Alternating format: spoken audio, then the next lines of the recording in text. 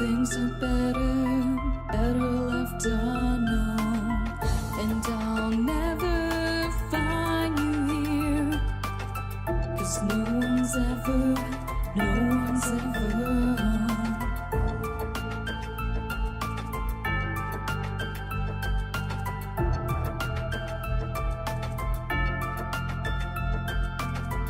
Oh, what a widow, a peaceful spider.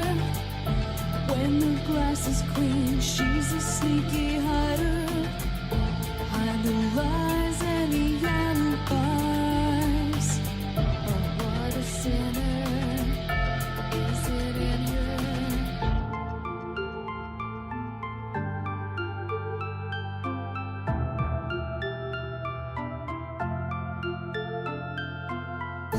What's the truth in this riddle?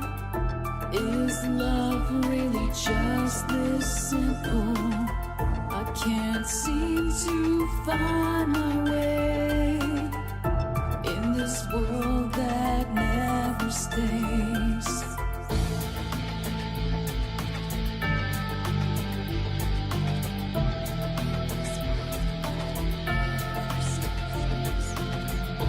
What a widow, a peaceful spider.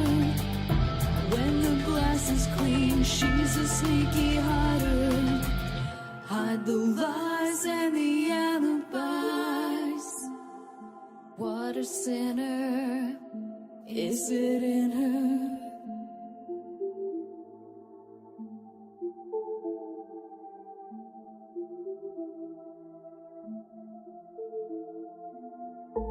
Is this real?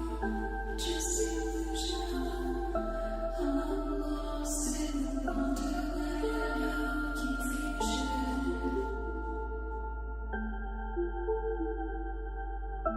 I'm lost in the wonderland of confusion. Is this real or just illusion? Manifestation or a dark delusion? Is this real or just illusion? I'm lost in a wonderland of confusion.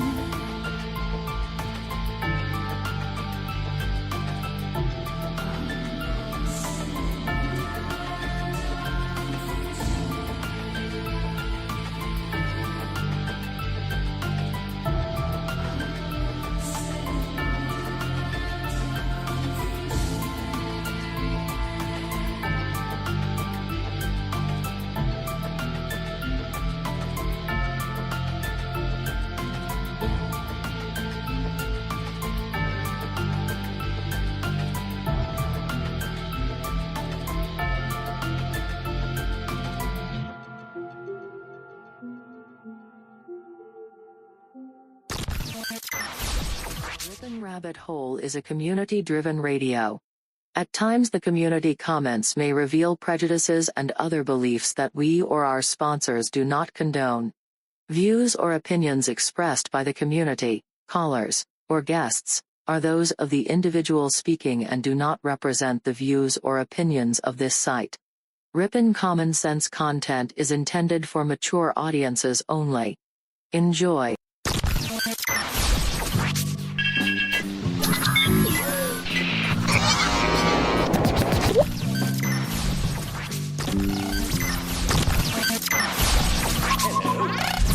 Hello.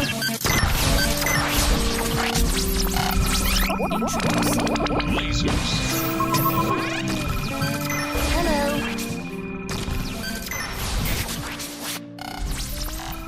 This is My Life DIY, and Hi, this is JoJo. Hi, my name is Ash. Hey everybody, it's AJ the Ripon Rabbit. This is Cynthia Sue Larson. This is your man Meta, aka Propagate This Light, And you're now listening to Dark Wolf's Den. to Dark Wolf's Den Show on Ripon Common Sense Radio. This station is now the ultimate power in the universe.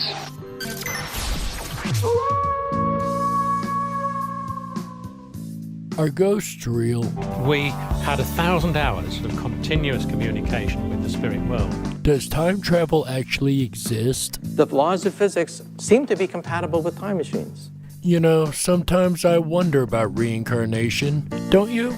A 4-year-old boy in Adelaide, Australia, has told his parents that he used to be Britain's Princess Diana. What would happen if the world found out that aliens were real? I didn't say disclosure would be easy, but what is the alternative? To establish a space force as the 6th branch of the armed forces. We have so many questions and yet so little time, so to have you here, the pleasure is all mine. Coming to you from a secret mountain cave, hidden deep within the Idaho wilderness.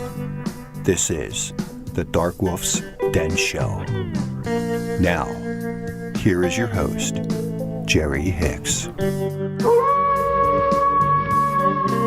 That's right, I am Jerry Hicks, also known as the Dark Wolf, and we are broadcasting live worldwide from a secret mountain cave hidden high up in the beautifully snow-covered peaks of the Idaho mountains. That's right, we're ripping through the electromagnetic soup, tearing through the atmosphere, and tunneling away into your radio like a quantum particle. This is the Dark Wolf's Den Show for Thursday, March 25th, 2021. So whether you're on the edge of reality, the edge of the galaxy, or the edge of your seat, we're glad you chose us to be right there with you.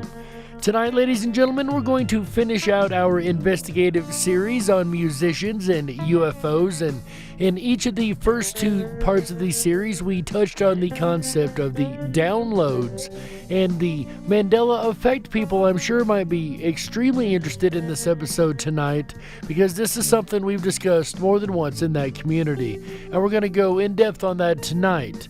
Thursday, March 25th, 2021, on the Dark Wolf's Den Show. But first, today in history. And keeping with our theme of musicians to do the Today in History this week, we're going to round it out with this one, ladies and gentlemen. On this day in 1961, Elvis Presley performs live on the USS Arizona. And I always have to take my top hats off to the troops that are defending this country. And I love when I see different things like that. So that was on this day in 1961, ladies and gentlemen. That is today's Today in History.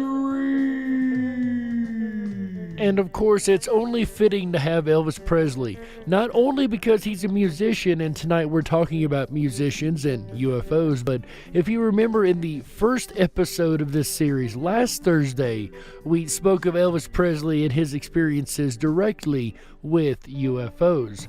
So it's really fitting that we have his Today in History for the last day of the series of musicians and UFOs. I just love when synchronicities like that work out. It's absolutely awesome. Before we dig into the downloads tonight and the concept that we're going to be speaking about, I'd like to give a real quick shout out to my buddy Pete over the Creepy Little Book YouTube channel. You guys may have heard him on the episode a couple weeks ago over here. We sat down and had an amazing interview. If you guys like what we do here, may I suggest you go over to YouTube and check out The Creepy Little Book. He's a paranormal researcher that really, really knows his stuff, like better than I do sometimes. He is able to pull case files right from his own head that I have to look up usually. So definitely go over and check out The Creepy Little Book on YouTube. My buddy Pete, give him a shout. Tell him Jerry sent you from the Dark Wolf's Den Show. He will very much appreciate it. Shout out to you, Pete. We really appreciate what you guys do over there. And, you know, I love seeing fellow paranormal researchers. So, yeah, I just wanted to give that quick shout out real quick before we get this show on the road. Now, with that said, ladies and gentlemen, let's get this party started. That's right. Tonight we are talking about a concept that the Mandela Effect community has talked about for about 4 or 5 years now, and that is the concept of the download. And the download's an interesting concept, so we're going to look at this in the essence of an alien download, alien information downloading into the human brain. But I would actually argue that it's even deeper than that it's a conscious connection to the universe itself, that is literally downloading information from the universe. And I think we all get a download from time to time for whatever reason. I don't know what the concept or the trigger that makes these downloads occur, but I think we all get a download, but I don't think we all install it. And I think that's what the Mandela effect is a lot, is we're able to pull the information, but we don't install the information. Because when somebody suggests the Mandela effect to me, I can almost guess what it's changed into, like almost perfectly every time. Like I can access the information, but it didn't install. I have the old information that I remember. And that to me is the concept of the download. Well, with that concept in mind, let's go on and discuss what Grant Cameron considers a download in this conversation tonight. So without any further ado, ladies and gentlemen, Mr. Grant Cameron. So what happened was when I got I started the book on the alien rock stuff, and it was just coming in. And then I moved to, when I started getting these alien downloads through experiencers, I changed it. I wrote this manuscript, and it went to editing months ago, and it keeps, when you do a book on alien downloads and inspirations, you get downloads and inspirations, and you can never finish the book. It's like, no, I gotta change this, I gotta change this. And so I do this, and I go through modern music, downloads, inspirations through rock and roll, downloads through unpublished musicians, and James Gillian was talking about a song that he has provided that's actually on the charts in Australia right now. He got this download. And as we learned in the first two parts of the series, the songs that get downloaded to these artists, 9 times out of 10 end up being the ones that sell 50, 60, and 70 million, up to 100 million copies. I do inventions. I do Nobel Prizes. I go through 8 Nobel Prizes that came in dreams or downloads where people are sitting on park benches. Now, I find that incredibly intriguing. The sitting on the park bench in the dream and getting the inspiration in that manner. And the reason I find that very intriguing is there's been certain case files I've read of near-death experiences where the experiencer has went to this place that they described as almost like a park. And one of them specifically told me they sat on a park bench and talked to a figure that everything the figure said made complete sense. They said they had to sense it was a male figure, but the point is, once again, you've got this setting on the park bench involved with this consciousness concept and this download of information. It's very intriguing. I go through scientific discoveries. I go through books, music, art, savants, which is very important. I'll talk about that. Psychics, inventions, third man, aliens, ancients, channeled entities, automatic writing, meditation, and basically what it comes down to is it's all the same stuff.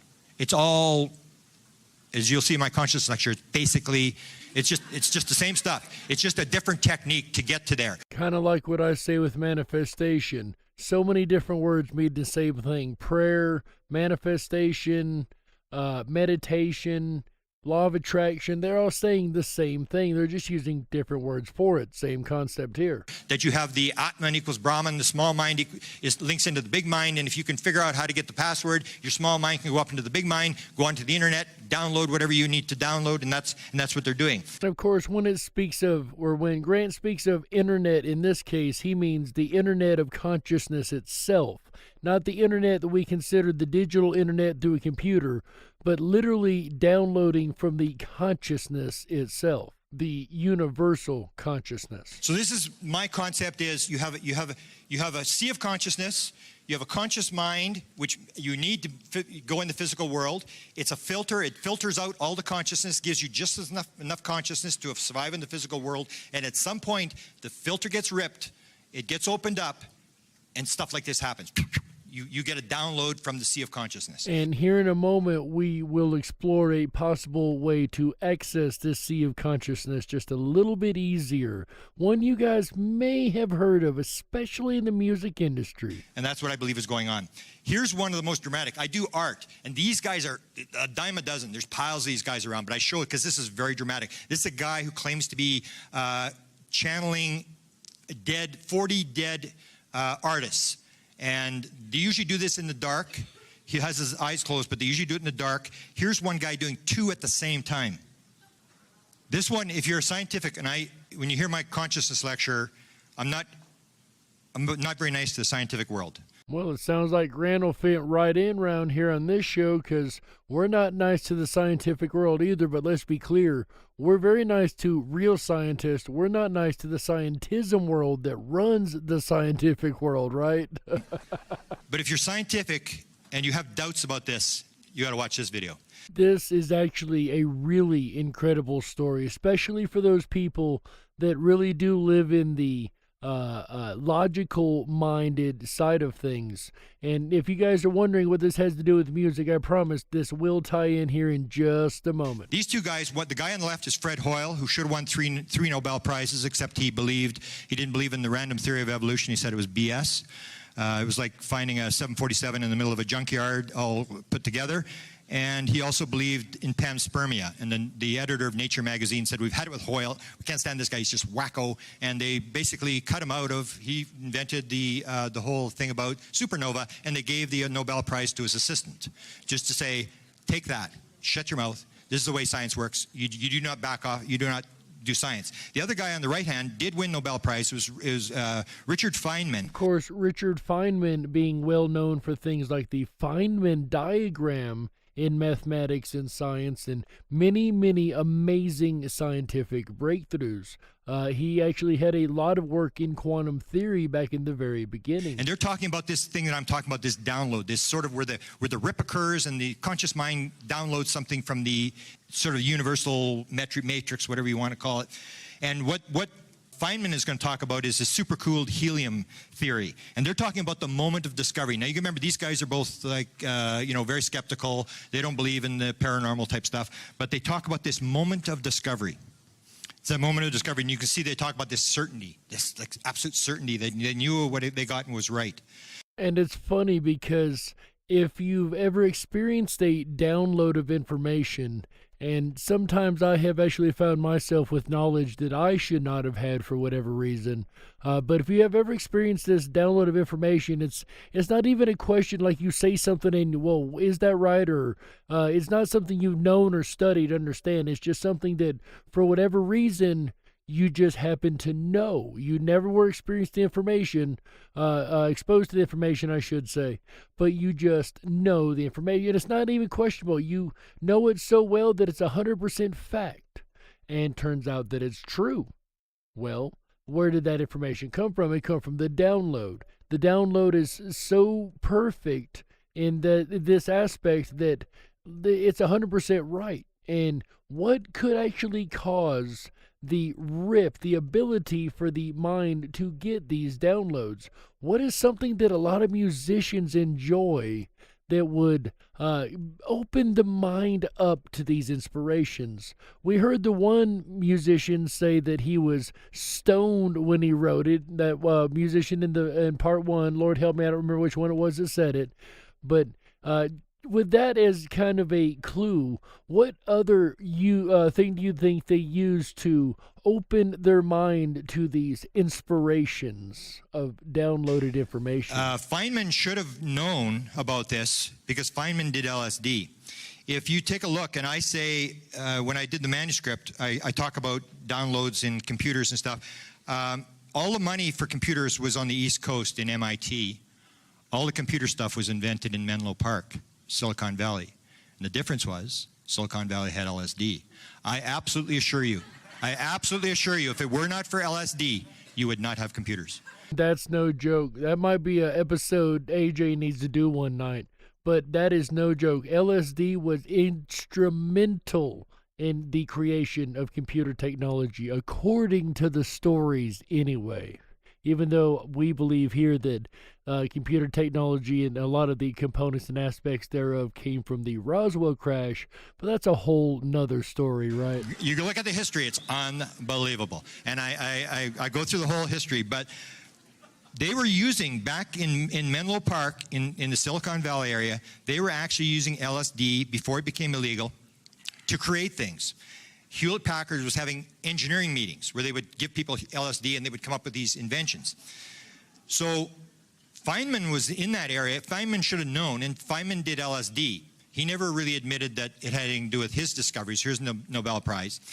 And amazingly enough, there's a lot of research going on right now into this very thing. The use of LSD in different uses, like opening the mind up to different collegiate academic ideas, different scientists who are seriously using the LSD to try to solve issues and think outside the box, or perhaps get a consciousness download from the universe.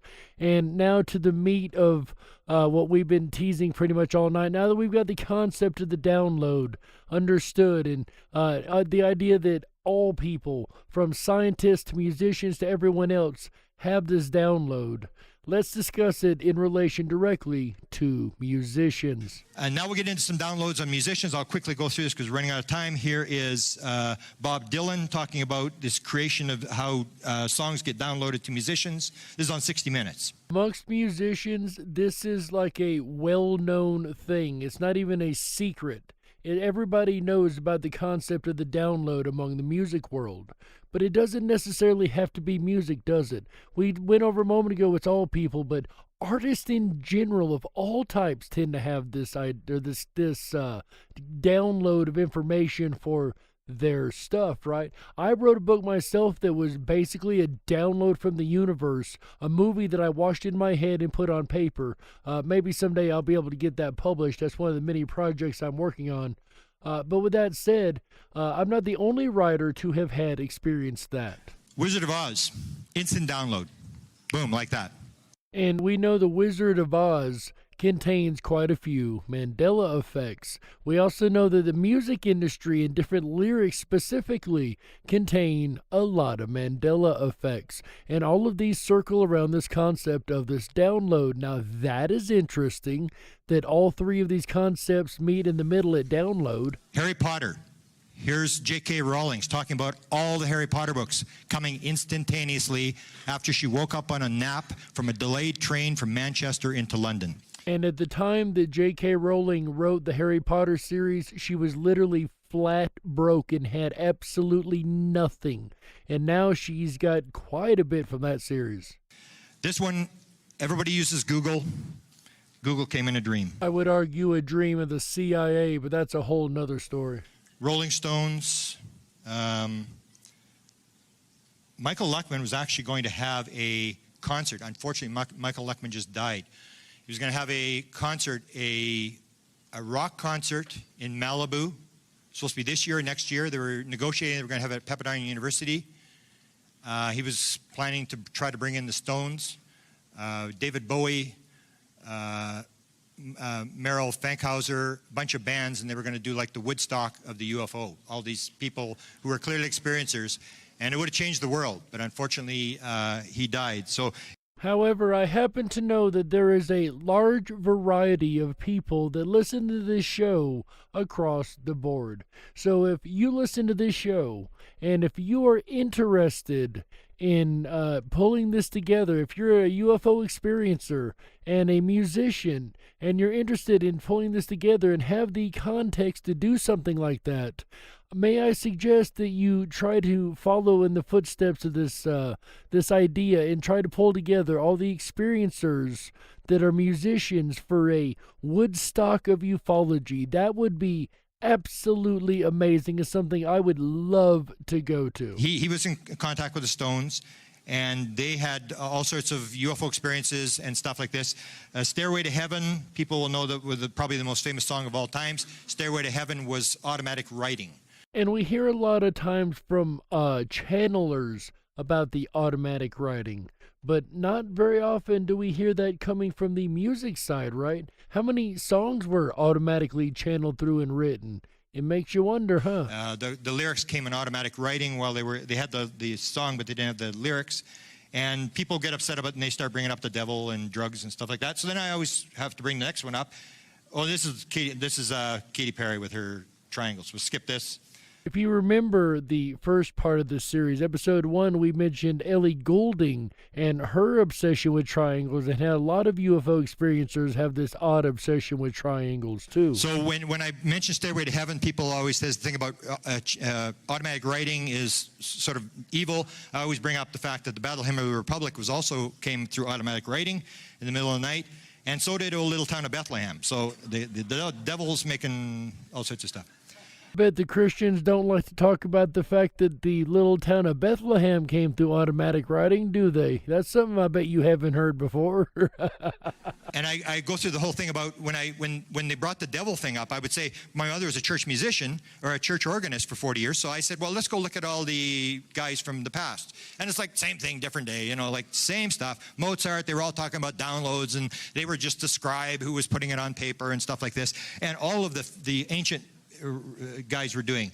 So this is not a new concept by any means. It goes way back. You find different, like he said, Mozart and different artists from way back that still speak of this same concept of just being the vessel in which it goes through. And once again, I've had an experience like this where I've written stuff, but my hand wrote it. I was the vessel experiencing whatever this was from my, quote, muse, end quote.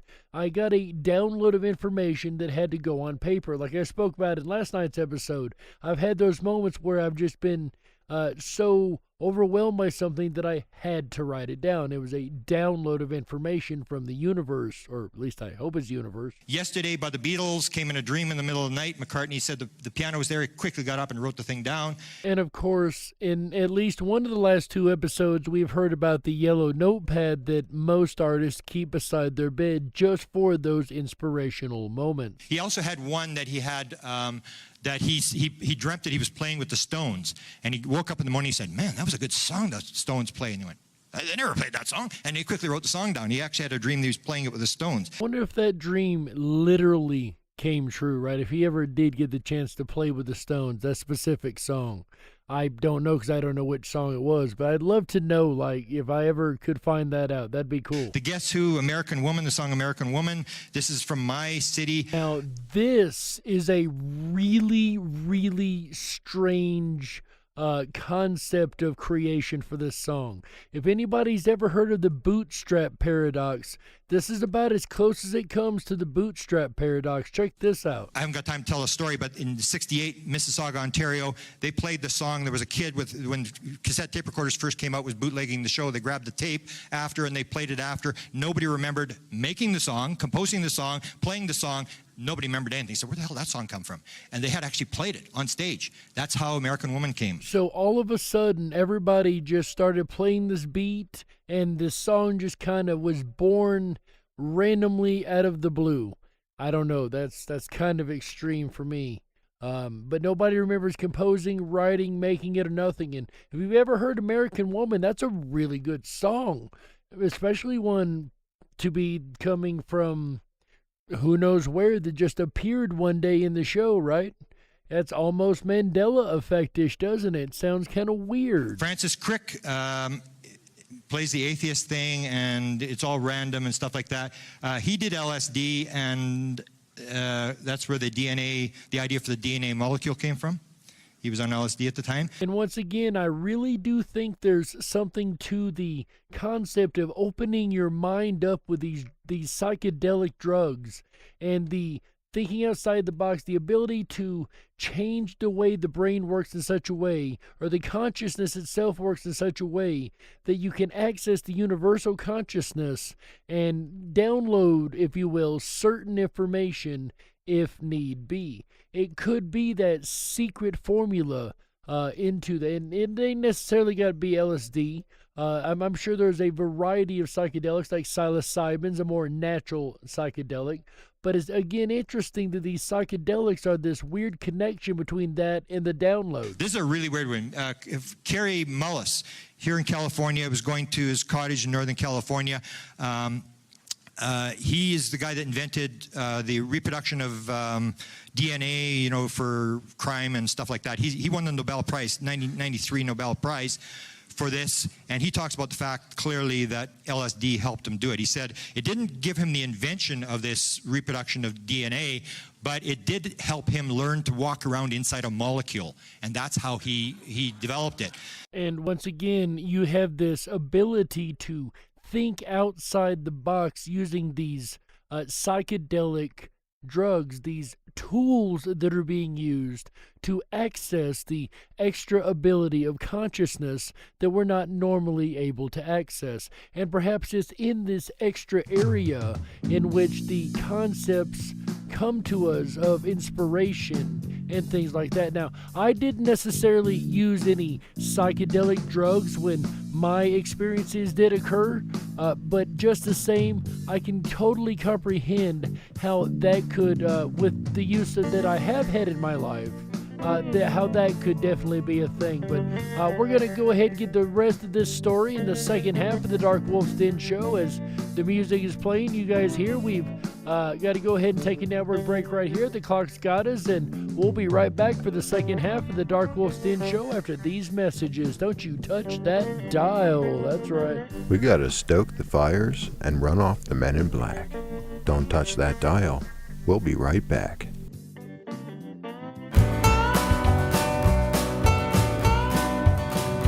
Hi everyone, it's AJ the Ripon Rabbit. Are you enjoying tonight's look at UFOs and musicians, part 3? Can you believe it? Jerry Hicks and the Dark Wolf's Den took you through 3 episodes on the subject. That's how deep the rabbit hole goes. If you're enjoying the program tonight and you haven't done so already, please make sure to thumb up that video, hit that subscribe button, and ring that bell. You'll get our notifications every time we go live. I'll be back again tomorrow night, Friday, March 26th, 2021, as we dive through the rabbit hole of romance. That's right, I'm in the mood for love. Join me as we explore romance together tomorrow night, starting at 7 p.m. Pacific, 10/9 Central. I gotta tell you, it's gonna be a fun show, and if we don't all have hearts on by the end of the broadcast tomorrow night, something is wrong with all of us. And then Saturday, March 27th, storytelling. Let's look at the art of storytelling. Do you have a good family story? Do you have a story that's part of your legacy? Join us Saturday night as we discuss storytelling, because perhaps you are missing out on prime opportunities of ways to tell your favorite story. Then we'll end out the weekend right together Sunday, March 28th, starting at 7 p.m. Pacific, 10/9 Central. All shows start at 7 p.m. Pacific, 10/9 Central, with an interesting look at the Ripon Booth War. Explore the rabbit hole of Ripon's Booth War back in 1854. We're going to take you back to a follow-up of last weekend with the Freedom Flame celebration and educate you on a little-known story, a little-known war that took place in Ripon, Wisconsin in 1854. It's going to be a great night to end out the weekend right together with you. Now, I have to apologize if I'm over-modulated tonight, but I can tell you, I woke up this morning with no hearing in my left ear. Like, I can't hear anything. And unfortunately for you, the left ear is the ear that I use for my headphones to gauge my sound and hear my own voice as I broadcast directly to you. I have no idea what I sound like right now. I could be totally overmodulated, or I could be completely silent. What you deal with here at the Ripon Rabbit Hole. From time to time, we get it right, though. We're here every Wednesday, Thursday, Friday, Saturday, and Sunday nights, bringing you the very best of Common Sense Radio, the Ripon Rabbit Hole. We'll return back to musicians and UFOs, part 3, on the Dark Wolf's Den show.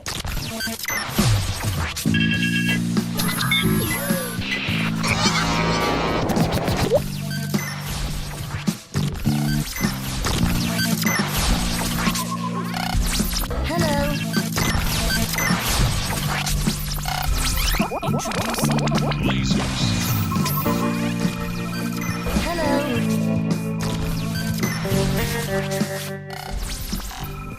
is My Life DIY, and Hi, this is JoJo. Hi, my name is Oz. Hey everybody, it's AJ the Ripon Rabbit. This is Cynthia Sue Larson. This is your man Meta, aka Propagate This Light. And you're now listening to Dark Wolf's Den. The Dark Wolf's Den Show on Ripon Common Sense Radio. If you were meant to be controlled, you would have come with a remote, but you didn't.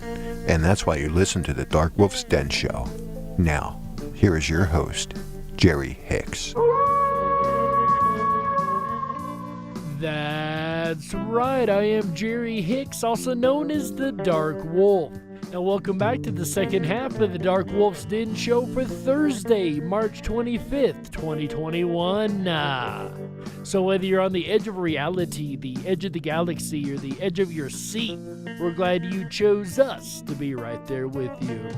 If you're just tuning in tonight, ladies and gentlemen, we are discussing musicians and UFOs, part 3 of our investigative series. And in this part of the series, we are focusing on downloads, which is a concept, like I said in the first half, that has been very much talked about in the Mandela Effect community. And these are some guys that focus on this concept quite a bit.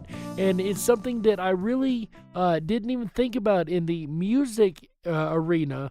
But you find this in a lot, from artists to writers to scientists to, as we learned in the first half, a variety of people who have claimed that their inspirations or their breakthroughs or Nobel Prize discoveries even have come from downloads from the universe or from an alien intelligence or from some other outside source. And once again, we're focusing mainly tonight on musicians. But before we get back to musicians, we left off in the first half about a story about a scientist who discovered how to recombine DNA for crime scene investigation. Well, this guy also was a UFO experiencer. Kerry Mullis. The strange part about him is he also has been abducted, and he's clearly fact that he'd been abducted. He went to the cottage in Northern California, and he got there, and he put the groceries on the table, and he took his flashlight, and he was going to the outhouse, and he ran into the glowing raccoon. And the glowing raccoon said, "Good evening, Dr. Mullis." And he said the next thing he knew, it was the middle of the morning, and he woke up, and he was just furious. He said, "That little effer, I'm going to get him, and I hope he's still in the outhouse. I'm going to get him." And he went out with his gun, and he was going to shoot this thing. And then he was very upset with the whole thing. And then suddenly his daughter came, and she had 3 hours missing time, and she came to him, and she gave him the book Communion, and she said, "Dad, I think you should read this book." And once again, Whitley Strieber's Communion. But the funny part of that story is it didn't even click that the glowing raccoon talking to him was completely out of place, right? He still went back to get this raccoon. It didn't even click that he had talked to the raccoon had talked to him, right? That's funny to me. So here we got Nobel Prize winner, abductee. This is a download. This is the laser. This is Charles Towns. And this little bit of information, I still contend that the laser came as a back engineering project from Roswell. Now, that's interesting that it has the Roswell connection, because perhaps it could have very well been an alien download, if you will, on how to reverse engineer this discovery, in quote. Who actually asked the question, where do good ideas come from, really? And he's sitting on a park bench. They've actually made the park bench into a statue. That's where he got the download for the laser. The hologram was another one that was a download. Now, I find that intriguing that the hologram concept and technology was also a download. Here's my experience, and then we're almost out of time. Colin Andrews, I'm watching Colin Andrews. What happens, I believe happens, is I'm in the room. I really don't want to watch Colin Andrews. I'm not interested in crop circles. Colin Andrews is a big-time name, so I'll pay him respect. I'm going to go watch his lecture. I'm sitting in the room. I don't know how to meditate, but I'm sort of meditating. I'm just sort of sitting there, and what am I doing in this room? And I'm really not paying attention, and all of a sudden, kaboom, all this stuff came into my head. 3 things, and what happens is, it's not that you're given anything for nothing. I put all this material together over 37 years. And then suddenly woke up and realized I'd been sleeping for 37 years. And all this stuff I'd gathered, but what happened, it was like the thing with the LSD where the scientists suddenly put this thing together. You move out of that state, and something puts all this stuff together. So three things came into my head. One was a top-secret memo that was written by the Canadians. 1950, the Canadians go to the Americans through classified channels, and they say to the Americans, what's going on with flying saucers?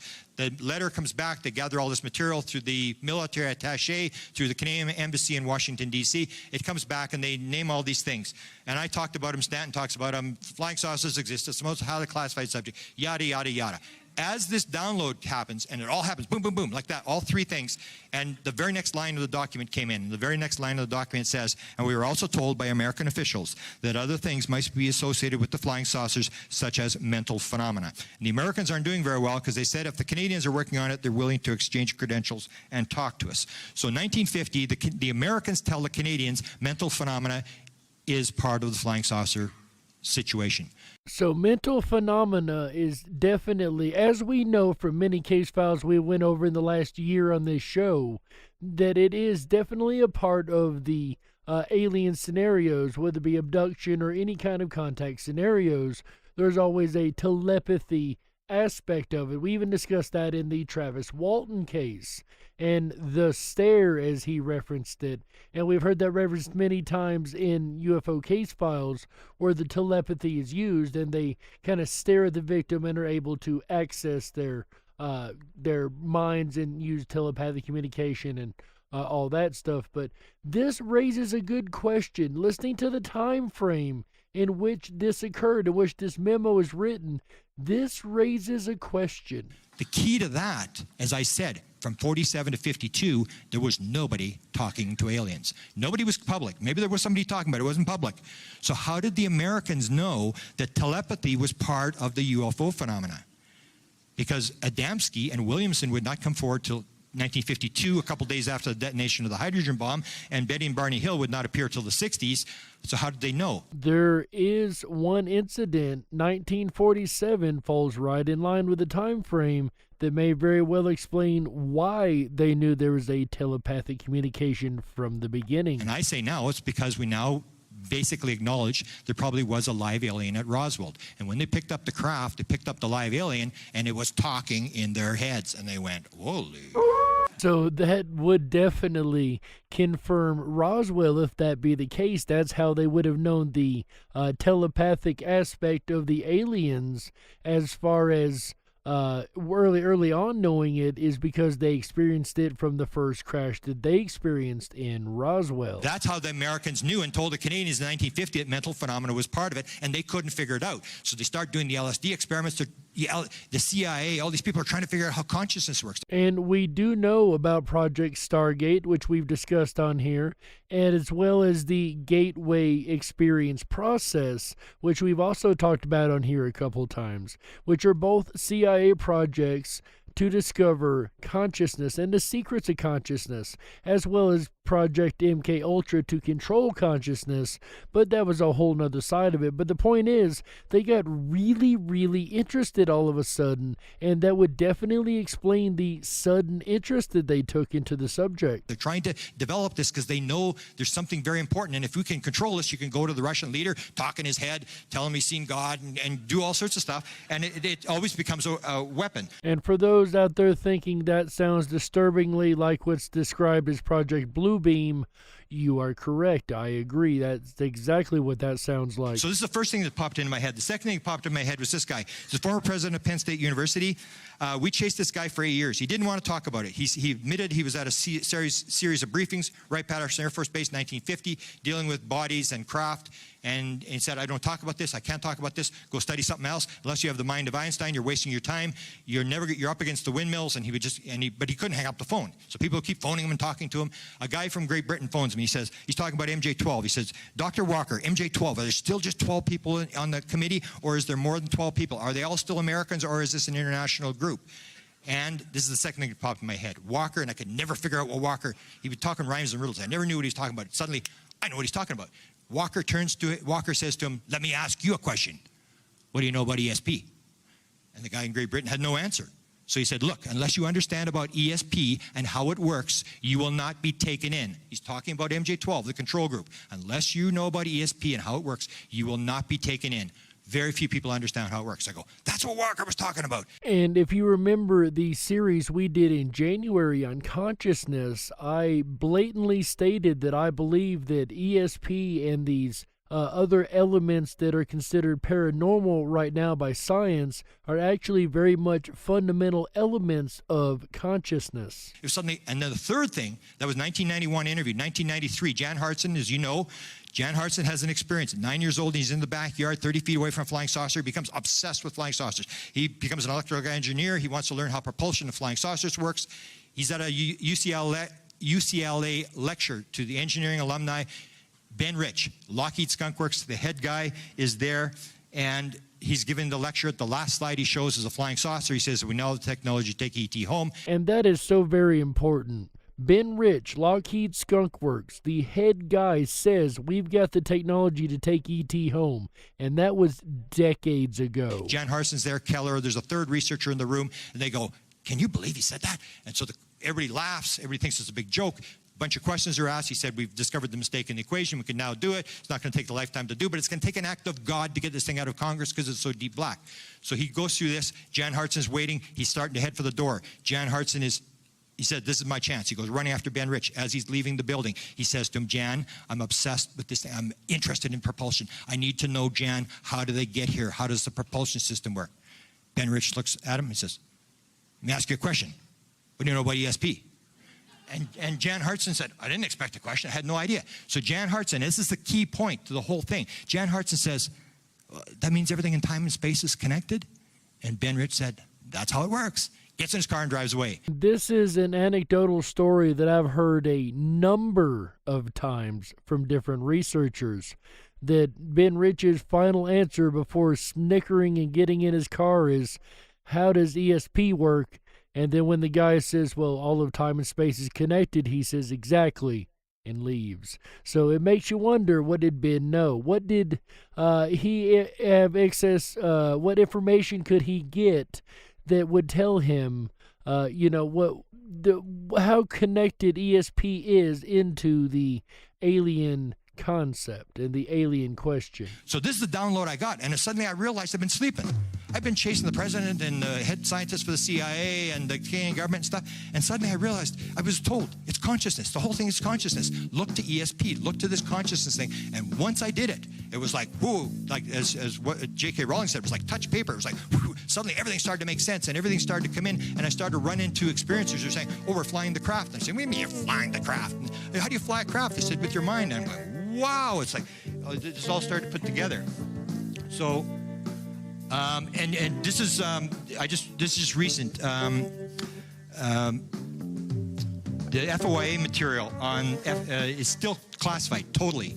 Defense Intelligence Agency and the CIA, all completely, ESP, nothing has been released. Nothing is releasable. It's all classified.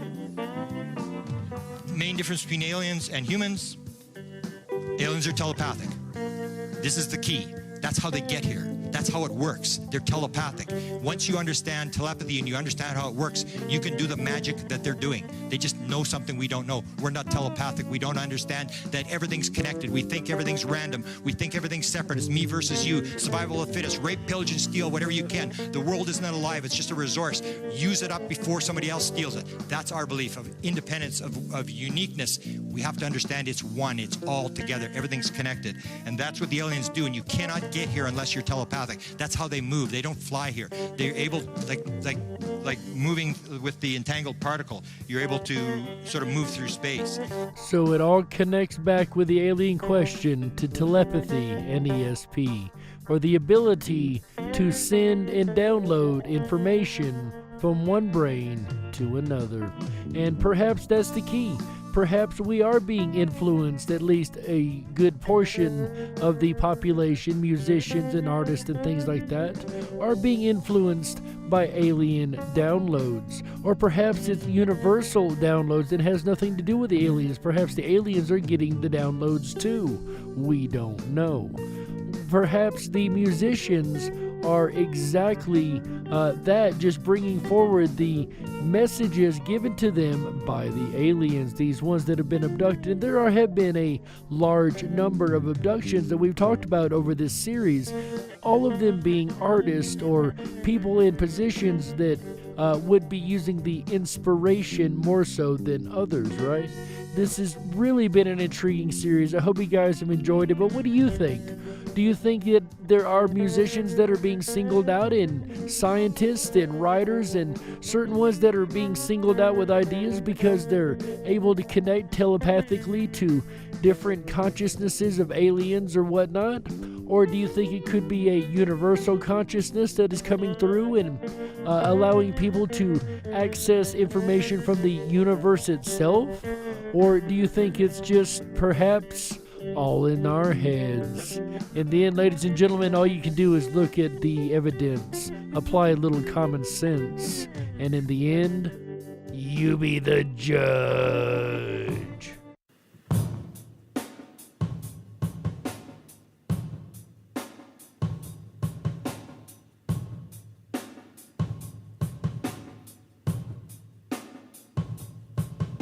We got to close it out. That's right, that's it for this episode of the Dark Wolf's Den Show for Thursday, March 25th, 2021.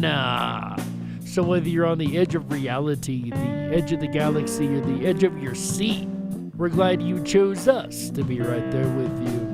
Ladies and gentlemen, the den may be closing this evening, but don't you worry, the weekend fun is only just begun. That's right. Make sure you come back tomorrow, Friday, March 26, 2021, 7 p.m. Pacific, 10/9 Central, where AJ the Ripon Rabbit will be back with the Ripon Rabbit Hole live show. That's right. On Friday, he's going to be talking about romance. That's right, ladies and gentlemen, it's springtime and romance is in the air. Tips and tricks are always nice, especially in that category. Make sure you tune in Friday for a conversation about romance. Definitely do not want to miss conversation. All shows are do not want to miss conversations here on this network, right? Especially the one on Saturday, the 27th of March, 2021, 7 p.m. Pacific, 10/9 Central. AJ comes back with an episode on storytelling. That's right. The Ripon Rabbit Hole live show is going to be telling stories about storytelling. There we go. It's actually a very interesting art, an art that both AJ and myself have tried our best to conquer and make our best art of. It's definitely something that you guys are going to enjoy. Storytelling is a true art that a gift that some have and some don't, but it can be learned. Definitely check out that episode Saturday, 27th of March, 2021, 7 p.m. Pacific, 10/9 Central. Then on Sunday, 28th of March, 2021, 7 p.m. Pacific, 10/9 Central. Make sure you check out AJ the Ripon Rabbit as he brings back a historical episode that he does every year, an episode that I enjoy very much called the Booth War. That's right. What happened in Wisconsin in the 1800s? What caused the Booth War? So much information, so much to go over, it's so little time to get there. Ladies and gentlemen, make sure you come back Sunday, March 28th, 2021, as AJ the Ripon Rabbit rounds out the weekend with the Ripon Rabbit Hole live show here on Ripon Common Sense Radio and the RiponRabbitHole.com. Speaking of the RiponRabbitHole.com, ladies and gentlemen, make sure you hop over there and sign up for our Backstage Pass. It's going to allow you access to all the amazing things we offer on the RiponRabbitHole.com. That's right, ladies and gentlemen. From the Backstage Lounge to the weekly email to the Down the Rabbit Hole. That's right, and that's where I'm going to go right now, ladies and gentlemen. So on behalf of Chick Mandela Effect, Walt House, Michael Musco, AJ the Ripon Rabbit, and everybody at Ripon Common Sense Radio, we thank you for being here, and remember, until next time, ladies and gentlemen, stay awake, but dare to dream. How yeah. Good night, everybody.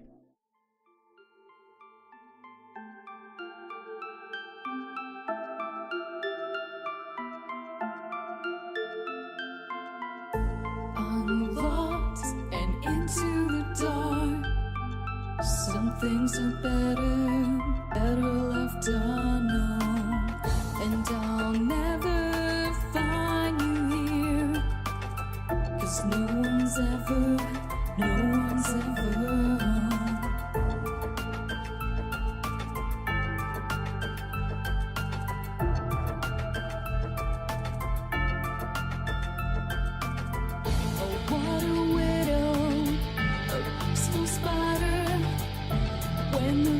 is clean, she's a sneaky hider. Hide the lies and the alibis. Oh, what a sinner is it in her?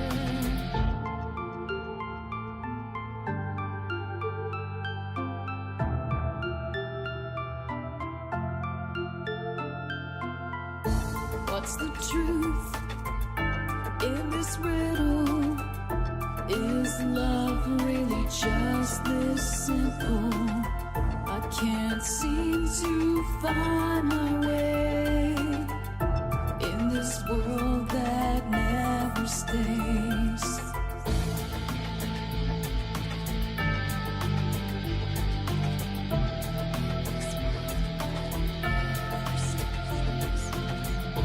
What a widow, a peaceful spider. When the glass is clean, she's a sneaky hider.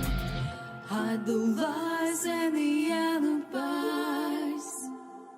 What a sinner is it in her?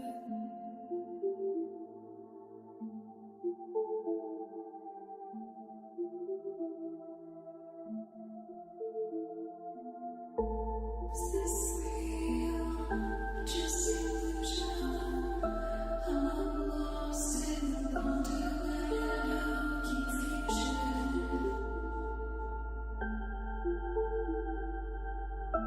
I'm lost in the wonderland of confusion. Is this real or just illusion? Manifestation or a dark delusion? Is this real or just illusion? I'm lost in a wonderland of confusion.